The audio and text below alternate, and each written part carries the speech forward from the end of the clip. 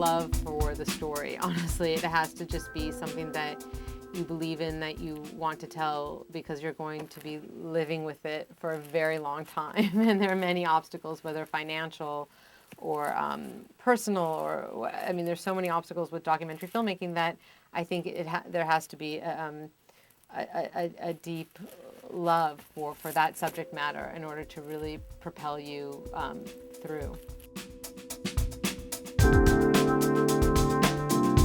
I think with Children Underground, I was actually right out of graduate school, and I was actually interviewing for jobs, and I had to pitch story ideas, and then I came across an article about prostitution among street children in various countries.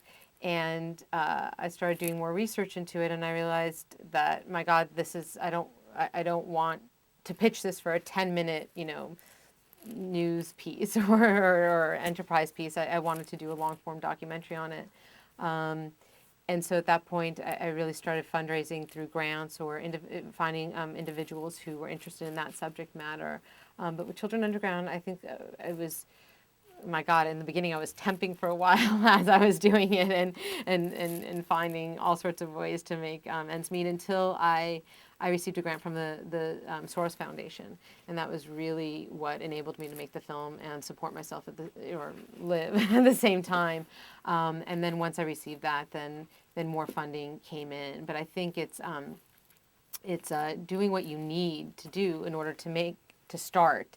And then once you start and you build momentum, then and people start getting involved, and you figure out a way, I think, to do it and find certain foundations and people who are interested in it. But with my first film, without the support of, and I had applied to, dozens, probably, close to 100 different foundations before I actually received that one grant, which enabled me to make the film.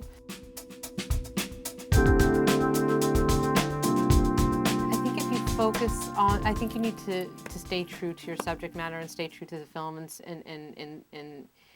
and stay true to your story and your vision. And if you start thinking about the money it's going to make and how, then I think that it's a different beast entirely. And I think that the most important thing is telling the story in the truest way, and keeping your focus in that way, and not thinking about how much money it's going to make in the box office. I mean, that has a place as well, for certain films. But I think that the focus has to be on the storytelling and your objective, because with the films that I'm dealing with, you're dealing with people's lives, and it's completely different, I think.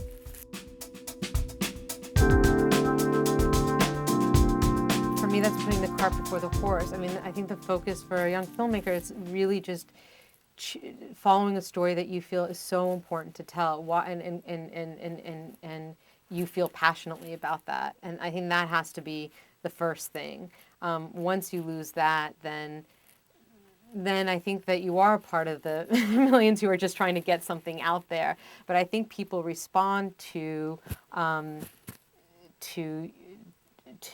honesty and to